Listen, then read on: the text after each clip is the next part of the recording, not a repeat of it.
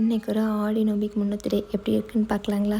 Actually video வந்து நேற்று எடுத்துகிட்டு பட் ஆனால் எடிட் பண்ணுறக்கு டைம் இல்லாதனால போஸ்ட் இன்றைக்கி தான் போட முடிஞ்சதுங்க. பாவாவை கார் எடுத்து வெளியே நிப்பாட்டுங்க, வாசல் வலிக்கணும்னு சொல்லி சொல்லி சடைஞ்சு போயிட்டு நானே சரி நம்மளே எடுத்து நிப்பாட்டிலாம் சொல்லி எடுத்து நிப்பாட்டிட்டு தன்விக்குட்டி தூங்கிட்டு இருந்தா. அவளே எழுப்பி ஒரு டம்ளர் ஹார்லிக்ஸ் ஆற்றி கொடுத்துட்டு அடுத்து வேலைக்கு போகலான்னு சொல்லி சொல்லியாச்சுங்க. தன்விக்குட்டி வந்து எப்போவுமே வேலை இருந்தால் தூங்கிட்டே இருப்பாள், வேலை இல்லைன்னா 6 மணிக்கு டெங்குன்னு நினச்சி உட்காந்துக்குவா. நம்மளும் தூங்கு ஒரு தொட்டில் போட்டு என்ன தான் ஆட்டினாலும் தூங்கவே மாட்டாங்க. வாசல்லாம் சரின்னு சொல்லி பொம்மைகளாம் அங்கேயும் இங்கேயும் போட்டுட்ருந்தா அதில் எடுத்து க்ளீன் பண்ணிவிட்டு வாசல் வலிக்கிறதுக்கும் ஆரம்பித்தாச்சு.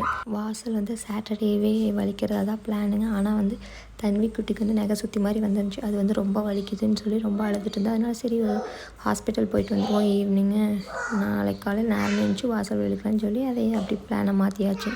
இப்போ இந்த வீடியோவில் காட்டுற மாதிரி டாய் எங்காவது நீங்கள் பார்த்துருக்கீங்களா, விளையாண்டுருக்கீங்களான்னு சொல்லுங்கள். 90s கிட்ஸ் மட்டும்தான் இது எக்ஸ்பீரியன்ஸ் பண்ணியிருப்பாங்கன்னு நினைக்கிறேன். எனக்கே தெரியாது. நான் ஏர்லி 2Kங்கிறதுனால எனக்கும் இந்த பொம்மையை பற்றி தெரியல. ஆனால் பாவாவங்கெல்லாம் வந்து இது வந்து ஆடி நோம்பிக்கு இது வந்து வெடிச்சாதான் நோம்பியே போகுமா அவங்களுக்கு.